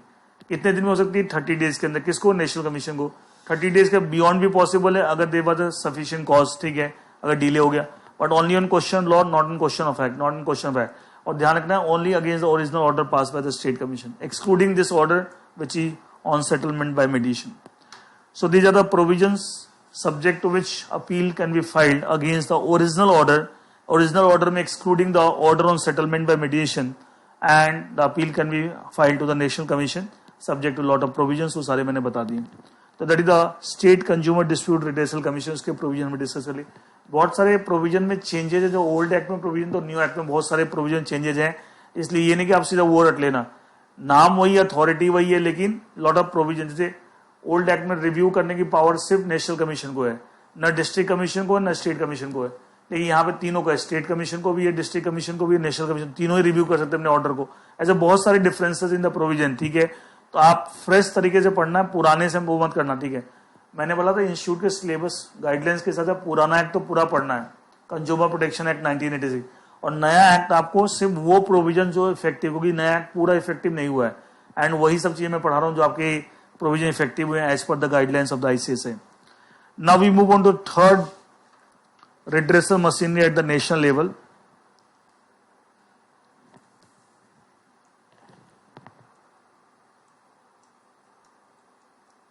National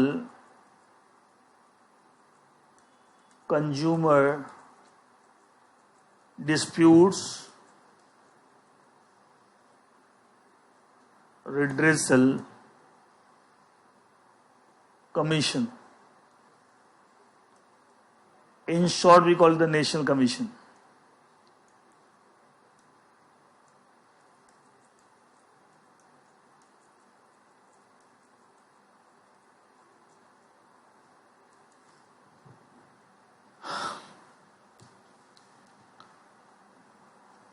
सेंट्रल गवर्नमेंट ने by notification national commission set up कर रखा है, स्टैब्लिश किया है, national consumer dispute redressal commission, short national commission.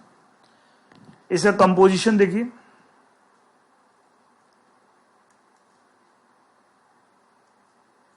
एक president, other members, minimum 4 and maximum as में भी प्रिस्क्राइब बाय सेंट्रल गवर्नमेंट।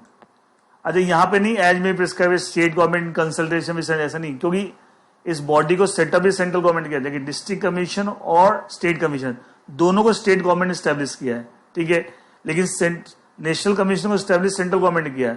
तो सेंट्रल गवर्नमेंट किससे कंसल्ट करेगी?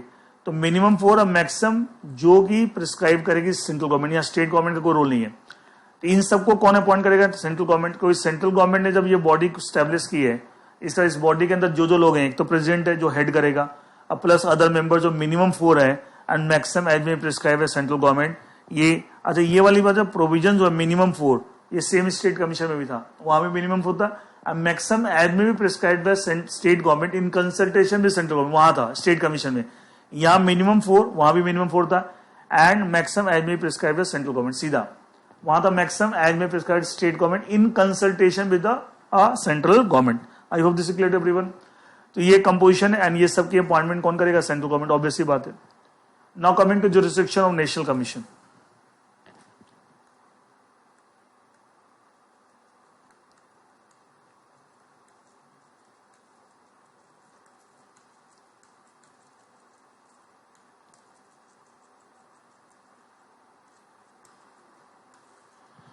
अगेन यहां भी जुरिसडिक्शन को हम 3 पार्ट में डिवाइड करेंगे। पहले original,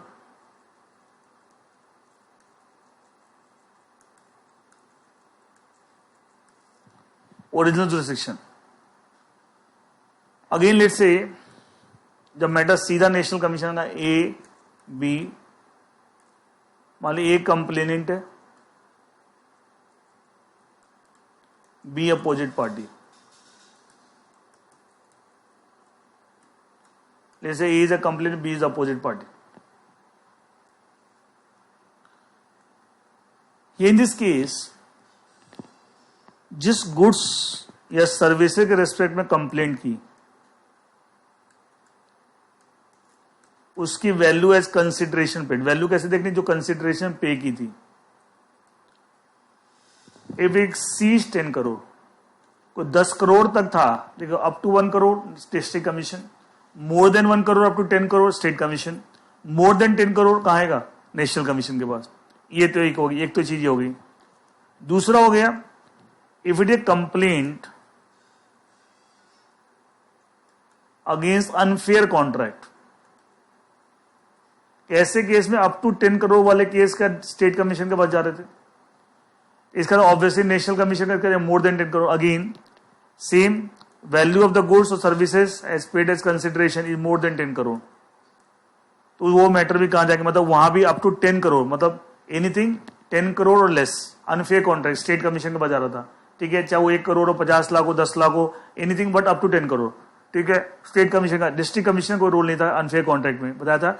and more than 10 crore है of the value of the good services in respect of unfair contract, then in that case the matter will go to the national commission. इसका मतलब unfair contract वाले में मोर than 10 crore और general contract में भी value of the good services more than 10 crore, matter कहां जाएगा? National commission के पास जाएगा।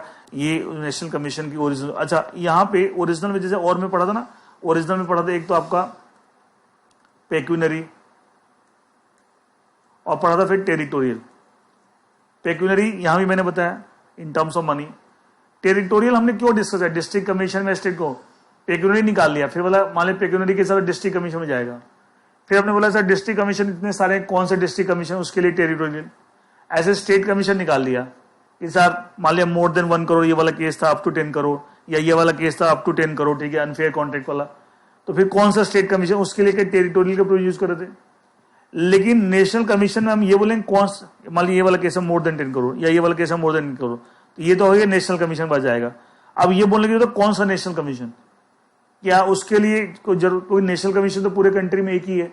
ऐसा पूरे कंट्री में कहीं का ही मैटर हो, अपोजिट पार्टी पूरे कंट्री में, पूरे हिंदुस्तान में कहीं भी रहता हो, कहीं भी उसके ब्रांच ऑफिस हो, कहीं भी वो बिजनेस करता हो, कहीं भी कंप्लेनेंट रहता हो, कहीं भी कॉज ऑफ एक्शन राइज हुआ पूरे कंट्री में कहीं भी, क्या because for the entire country we have only one national commission, तो क्या यहाँ टेरिटोरियल जुरिस्डिक्शन की जरूरत है? नहीं, जरूरत ही नहीं है। पूरे कंट्री कहीं का मैटर है, एक ही नेशनल कमीशन है, इसलिए यहाँ पे हम ओरिजिनल में सिर्फ पेक्यूनरी डिस्कस कर रहे हैं, हम टेरिटोरियल डिस्कस नहीं कर रहे, जरूरत ही नहीं है। एंड मैं पूरे हिंदुस्तान में कहीं का मैटर हो, there is only one national commission, खाली पेक्यूनरी देख लीजिए, more than 10 crore, more than 10 crore, matter directly will go to the national commission. We have only one national commission, तो there is no need of territorial jurisdiction, तो इसलिए territorial की हम यहाँ बात नहीं कर रहे। I hope this is clear to everyone. Next देखिए, appellate jurisdiction of the National Commission.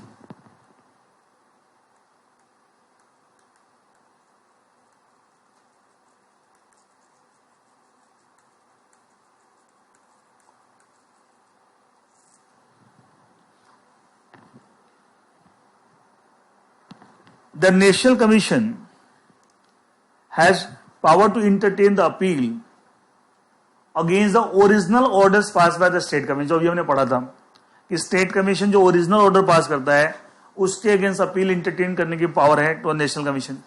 एक तो गया, it has the power to entertain appeal against what? Original orders, only against the original order हम अपील कर सकते हैं to national commission pass by state commission.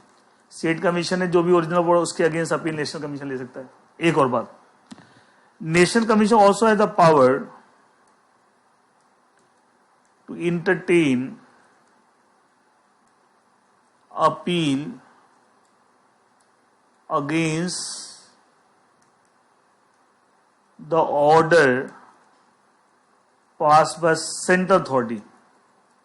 अगर आपको याद हो, जो इससे पहले वाली क्लास, पिछली क्लास हुई थी, उसमें जो central authority, central consumer protection authority, CCPA short में सेंट्रल अथॉरिटी बोलते हैं, उसके रेस्पेक्ट हमने पढ़ा था कि वो जो कोई ऑर्डर पास करती है सेक्शन 20 में या सेक्शन 21 में, अगर उस ऑर्डर से आप सेटिस्फाइड नहीं है तो सेक्शन 24 में आपने पढ़ा था, आपको याद है कि उस सेंट्रल अथॉरिटी के ऑर्डर के अगेंस्ट हम अपील कर सकते हैं टू नेशनल कमीशन।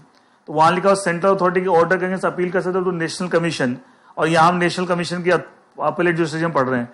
इस साथ it has the power to entertain the appeal against the order pass by central authority, और ऐसा करने की पावर सेक्शन 24 में दे रखी है कि जो सेक्शन 20 और 21 में जो ऑर्डर्स पास करते सेंट्रल अथॉरिटी, उससे अगर सेटिस्फाइड नहीं है तो you can make an appeal to the national commission. तो ये इसकी जुरिस्डिक्शन अपील कर सकते हैं, तो इसकी jurisdiction to entertain the appeal against the order pass by central authority.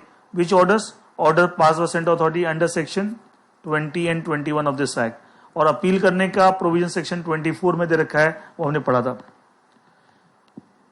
Next that is the reversionary jurisdiction.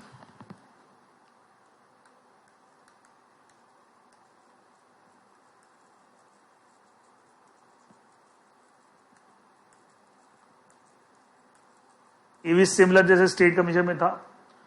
State commission में था इन the respect of district commission, ये है इसके रिस्पेक्ट ऑफ स्टेट कमीशन। अगर कोई भी consumer dispute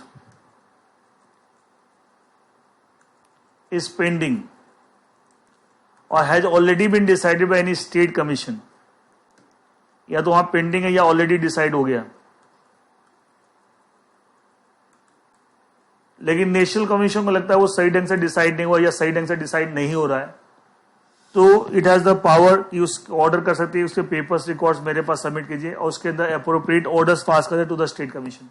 this kind of jurisdiction of the state national commission in the context of state commission is called a revisionary jurisdiction, and इसको reverse, तो same चीज है वहां पे स्टेट कमीशन का revisionary jurisdiction in the context of district commission, या national commission का revisionary jurisdiction in the context of state commission, same kind of thing is there. फिर यहां पे दे रखा है ये जुरिस्डिक्शन ओवर हो गया, दैट इज ओरिजिनल, जिसमें हमने खाली पेक्यूनरी बात किया, टेरिटोरियल की जरूरत नहीं है, national commission only one for the entire country. Then appellate jurisdiction of the national commission, and then revisionary jurisdiction. Next the review by national, यहां भी सेम है कि नेशनल कमीशन ने कोई ऑर्डर पास किया,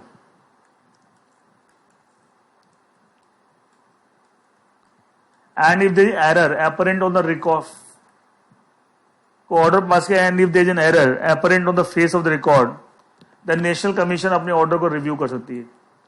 either it may review its order suo motu और on the application made by any of the party within 30 days from the date order.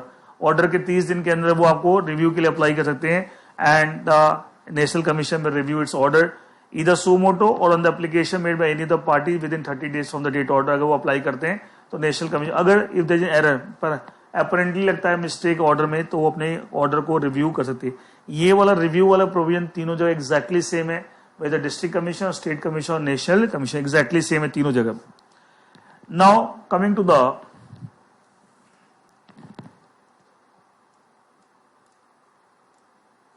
appeal to Supreme Court against the order of National Commission.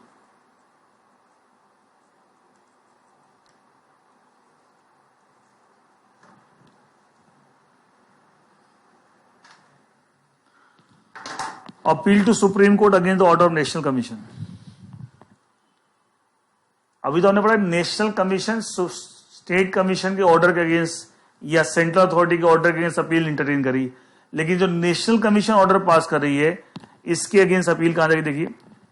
अच्छा again national commission भी 3 तरह के order पाती है. Original jurisdiction का इस्तेमाल करके original order, appellate jurisdiction इस्तेमाल करके appellate order and revisionary jurisdiction इस्तेमाल करके रिवर्सनरी ऑर्डर.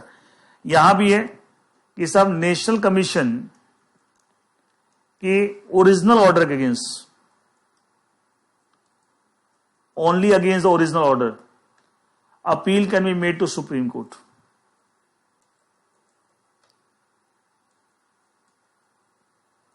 तो नेशनल कमीशन ने जो एपेलेट ऑर्डर पास किया या रिवर्सनरी ऑर्डर पास किया उसके अगेंस्ट अपील नहीं कर सकते. इसका फिर वही बात डबल, जैसे मान लिया पहले मैटर आपको स्टेट कमीशन में गया, फ्रेश मैटर, कंप्लेन मोर देन 10 करोड़, मान लिया मोर देन 1 करोड़ वाला केस था, अप टू 10 करोड़ वाला केस था, या अनफेयर कॉन्ट्रैक्ट वाला केस में अप टू 10 करोड़ वाला केस था. पहले सीधा मैटर गया स्टेट कमीशन में, उसने डिसाइड किया, ओरिजिनल ऑर्डर पास किया, उसके अगेंस्ट अपील हुई नेशनल कमीशन में. इसके अंदर नेशनल कमीशन ने जो ऑर्डर पास किया अपीलेट ऑर्डर हो गया, एक अपील हो चुकी. अब उसके फर्दर अपील अब अलाउड नहीं, मतलब सेकंड अपील, मतलब एक ही मैटर में 2 बार अपील अलाउड नहीं, क्योंकि अब जो नेशनल कमीशन ऑर्डर पास किया against the original order of the state commission appeal हुई और नेशनल कमीशन ऑर्डर पास किया अपीलेट ऑर्डर, उसके अगेंस्ट अपील अलाउड नहीं है. लेकिन जो मैटर सीधा नेशनल कमीशन में आया था, मोर देन 10 करोड़ वाला जो केस था, मोर देन 10 करोड़ सीधा नेशनल कमीशन में आया था, ओरिजिनल ऑर्डर, ओरिजिनल जुरिस्डिक्शन में, उस पर जो ऑर्डर पास किया नेशनल कमीशन ओरिजिनल ऑर्डर, सिर्फ उसके अगेंस्ट अपील अलाउड है टू द सुप्रीम कोर्ट. ठीक है, इसका डबल अपील अलाउड नहीं in the same matter, same concept है. देखिए original order, the national commission के सिर्फ original order against original order only the appeal can be made to the Supreme Court. Appeal can be made to the Supreme Court within 30 days from the date of the order passed by the national commission. 30 days के अंदर appeal कर सकते हैं. However, the Supreme Court may entertain the appeal even after the expiry of 30 days on the ground of sufficient cause. On the ground of sufficient cause, ये आपको 30 days के बाद appeal entertain कर सकता है. अच्छा, appeal here can be again entertained on question of law only, not on question of facts. तो ये इसके जो प्रोविजन है काफी ऑलमोस्ट सेम है जो कि स्टेट कमीशन और नेशनल कमीशन अपील कर रहे थे. Only against the original order, 30 days भी सेम है, only on question law not on question of fact. तो जो स्टेट कमीशन के ओरिजिनल ऑर्डर के अगेंस्ट अपील करते नेशनल कमीशन, वैसे सिमिलर प्रोविजन यहाँ भी है. Only against the original order, time period भी सेम है, only on question law not on question of fact, not on question of fact. और 30 डेज का बियॉन्ड एक्सटेंशन मिल सकती है on the ground of sufficient को, सब कुछ सेम है. डिस्ट्रिक्ट कमीशन से जब नेशनल का डिस्ट्रिक्ट कमीशन से स्टेट कमीशन में अपील कर रहे थे, वहां पे प्रोविजन डिफरेंट है. 30 डेज की जगह 45 डेज है. इन दोनों ग्राउंड में अपील अलाउड है जब डिस्ट्रिक्ट कमीशन से स्टेट कमीशन में जा रहे हैं. ठीक है, and against every order appeal कर सकते हैं, क्योंकि सारे ऑर्डर ही ओरिजिनल ऑर्डर होते हैं, डिस्ट्रिक्ट कमीशन के जो ऑर्डर्स होते हैं. यहां भी वो दोनों कंडीशन. अपील करते समय क्या ध्यान रखना है कि national commission appeal national commission ने अगर एपेलेंट को कुछ ऑर्डर किया है टू पे सर्टेन अमाउंट, तो उसका 50% आपको सुप्रीम कोर्ट में जमा करना पड़ेगा, and then only appeal will be entertained by supreme court. That it may be noted that no appeal by a person who is required to pay any amount in terms on order of national commission shall be entertained by Supreme Court unless that person had deposited 50% of that amount in the manner as prescribed to the Supreme Court. ये भी provision सब जगह same है, तीनों cases same है. ठीक है, चाहे डिस्ट्रिक्ट कमीशन स्टेट कमीशन में जा रहा हो, चाहे स्टेट कमीशन नेशनल या नेशनल कमीशन सुप्रीम कोर्ट। और यहां भी सेम, अगर नेशनल कमीशन ने अगर कोई सेटलमेंट बाय मीडिएशन हुई पार्टी के बीच में और उसके ऊपर कोई ऑर्डर पास किया, तो उस ऑर्डर के अगेंस्ट अपील नहीं होगी। इस तरह के ऑर्डर्स के अगेंस्ट अपील होती नहीं है, इसके अगेंस्ट आप अपील सुप्रीम कोर्ट में नहीं कर सकते, even if its original order appeal नहीं कर सकते। क्योंकि हम पार्टी म्यूचुअल कंसेंट से कोई चीज एग्री कर रही है, तो how can a party said I am not satisfied with this order all that, तो this is not appealable, this is not appealable. तो ये चीजें सब में कॉमन, रिव्यू का प्रोविजन तीनों में सेम था। अपील करते समय ये दोनों बातें कॉमन थी कि सब सेटलमेंट बाय मीडिएशन वाले ऑर्डर के अगेंस्ट अपील नहीं होगी। दूसरा 50% वाली बात तीनों में सेम था। हाँ, अपील के provision state commission to national commission, national commission Supreme Court same है, लेकिन जो district commission to state commission जा रहे हैं उसमें कुछ फर्क है। टाइम पीरियड 30 डेज की या 45 डेज है, इन दोनों ग्राउंड पे अपील होती है। और against every order, because every order is original order, ठीक है। इस तरीके से कुछ डिफरेंसेस हैं। तो इसके साथ हमने तीनों तरह की जो रिड्रेसल अथॉरिटीज हैं, district commission, state commission, national commission, तीनों का हमने डिस्कस किया। अच्छा, लास्ट में हमने ये तो पढ़ा कि डिस्ट्रिक्ट कमीशन से स्टेट कमीशन के पास जा रहे हैं, अपील कर रहे हैं, या स्टेट कमीशन का ओरिजिनल ऑर्डर के अगेंस्ट अपील करें नेशनल कमीशन में, या नेशनल कमीशन के ओरिजिनल ऑर्डर के अगेंस्ट अपील करें टू द सुप्रीम कोर्ट। इन सब में टाइम पीरियड पढ़ लिया, क्या लिमिटेशन पीरियड है, कितने दिन के अंदर अपील आप कर सकते हैं। लेकिन जब मैटर डायरेक्टली, जैसे जो कंप्लेंट वाला केस है, ठीक है, that is up to let's say 1 crore वाला केस है, जब हम डिस्ट्रिक्ट कमीशन में जा रहे हैं, कंप्लेंट फाइल कर रहे हैं, या more than 1 crore up to 10 crore state commission में कंप्लेंट फाइल, ओरिजिनल रिस्ट्रिक्शन, तो कंप्लेंट फाइल करने का टाइम पीरियड में नहीं पड़ा। एक टॉपिक देखा लास्ट में, limitation period of filing complaint.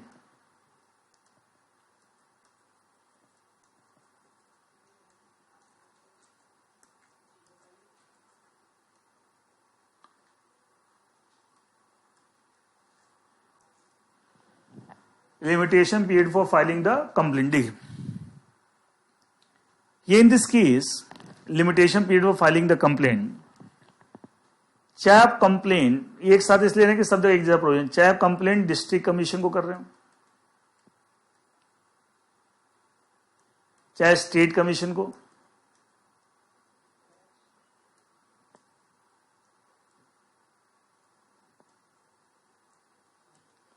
चाहे नेशनल कमीशन, तीनों में से किसी को कंप्लेंट कर रहे हैं, तीनों मतलब डायरेक्टली उनके पास जा रहा है मैटर। कंप्लेंट का मतलब फ्रेश मैटर है, ठीक है, अपील होके नहीं जा रहा। मतलब अप टू 1 करोड़ वाला केस है, more than 1 crore up to 10 crore, या अनफेयर कॉन्ट्रैक्ट वाला केस है सीधा अप टू 10 करोड़, और नेशनल कमीशन वाले केस में मोर देन 10 करोड़, ठीक है। तो उस केस में सभी में the time limitation period 2 years from the date of arising of cause of action. जिस दिन कॉज ऑफ एक्शन अराइज हुआ उससे 2 साल के अंदर आप कंप्लेंट फाइल कर सकते हैं। That is limitation, 2 years is limitation for filing the complaint, whether complaint be filed to the district commission और स्टेट कमीशन, नेशनल, सभी में सेम प्रोविजन है। What is that limitation? 2 years from where, from the date of arising of cause of action, ठीक है। जिस दिन cause of action arise हो उससे 2 साल के अंदर आप कंप्लेंट फाइल कर सकते हैं। अच्छा, अगर 2 साल में अपने कंप्लेंट नहीं फाइल करी तो एक तरफ देखा जाए आपका लिमिटेशन पे लैप्स हो गया, लेकिन यहां दे रखा है कि district commission, state commission, Nitesh, तीनों 2 साल के बाद भी अगर आप कंप्लेंट फाइल कर रहे हैं, मतलब लिमिटेशन में एक्सपायर हो गया, वो तब भी आपकी कंप्लेंट को एंटरटेन कर सकते हैं, उनकी चॉइस है। अगर उनको लगता है the complainant has been prevented by sufficient cause from filing the complaint within the prescribed period of 2 years, अगर उनको लगता है कि कंप्लेनेंट के साथ कोई मजबूरी थी, कोई परेशानी थी, कोई जेन्युइन डिफिकल्टी थी, जिसकी वजह से वो 2 साल के अंदर जो लिमिटेशन पीरियड था कंप्लेंट नहीं फाइल कर पाया, अगर ये अथॉरिटी इससे सेटिस्फाइड है तो 2 साल के बाद भी आपकी कंप्लेंट को एंटरटेन कर सकती है। कह सकते हैं इस केस में वो एक तरह से आपके लिमिटेशन पे वो एक्सटेंड कर रही है on the ground of sufficient cause, on the ground of sufficient cause. जैसे आप लिमिटेशन एक्ट 1963 में पढ़ते हैं सेक्शन 5, वही सेम चीज यहां बोल रहा है। अच्छा, ऐसे केसेस में जब वो एक्सटेंड करेगी तो will it record the reasons, will it record the reasons की why it has extended and क्यों उनको लगता था कि साहब complainant has been prevented by sufficient, क्या उसके प्रॉपर रीजंस को अपने रिकॉर्डिंग, अपने रिकॉर्ड्स में ला लेगी कि साहब इन कारणों से हमने पीरियड को एक्सटेंड किया है and we have entertain the appeal even after the expiry of 2 years। देखिए मैं पढ़ देता हूं इसको अंदर। Limitation period for filing complaint, section 69 provide the district commission, state commission, national commission, तीनों shall not admit a complaint unless it is filed within 2 years from the date on which the cause of action is. मतलब 2 साल के अंदर अगर file किया तो entertain करेंगे, 2 साल के बाद अगर फाइल किया तो इंटरटेन नहीं करेंगे. मतलब normally the limitation will be 2 years from the date of arising cause of action. However, a complaint may be entertained after the expiry of 2 years. If the complainant satisfy the district commission, state commission है जिसके पास में complaint file कर रहे हैं, as the case may be, that he has sufficient cause for not filing the complaint within such period. और 2 साल के अंदर कंप्लेंट नहीं फाइल कर, उसका कोई सफिशिएंट कॉज है, कुछ कारण जिसकी वजह से नहीं कर पाया, अगर वो सेटिस्फाई कर दे और अथॉरिटीज बात सेटिस्फाइड है तो 2 साल के बाद भी आपकी कंप्लेंट को एंटरटेन कर सकते हैं. इन दिस केस अगर वो 2 साल के बाद एंटरटेन करें, a complaint shall not be entertain unless the district commission, state commission, national commission as a records the reasons for condoning. जो डिले हुआ उसको कंडोन किया, माफ कर दिया कि साथ 2 साल के बाद जब एंटरटेन करे, इसका तो डिले को माफ कर दिया, तो उससे क्या रीजंस थे, क्यों आपने माफ किया, किन फैक्टर्स को कंसिडर करते हुए आपको लगा कि जेन्युइन केस है, उसकी प्रॉपर रिकॉर्ड बनाएंगे. And only after recording the reasons authority may condone the delay and may entertain the complaint even after the expiry of 2 years. So that is the limitation पे filing the complaint. तो इसके साथ मैंने आपको ये पूरा topic जो था रिड्रेसल मशीनरी, वो आज के लेक्चर में सारा कंप्लीट कर दिया मैंने कि सारी रिड्रेसल मशीनरी क्या करती है, अलग अलग लेवल पे है, district commission, state commission, national commission, and उसके बारे में हर चीज में डिस्कस कर लिया. लेकिन ऐसा सिमिलर टॉपिक आपको ओल्ड एक्ट में भी है, लेकिन प्रोविजंस में बहुत सारे डिफरेंसेस है, तो उसको अलग पढ़ना है, उसको अलग पढ़ना, मिक्स नहीं करना, आप कंफ्यूज हो जाएंगे. ठीक है. एंड आज मैं इतना ही लेता हूं. इसके अंदर इस टॉपिक के अंदर कंज्यूमर प्रोटेक्शन एक्ट 2019 के अंदर मैं एक क्लास और लगाऊंगा, 1 more क्लास, एंड उसके साथ आपका ये चैप्टर कंप्लीट हो जाएगा. आज तीसरा लेक्चर था and 1 more lecture I will take, and उसके साथ आपका ये topic consumer protection act 2019 complete हो जाएगा. ठीक है. एंड आज के लिए इतना ही. Thank you.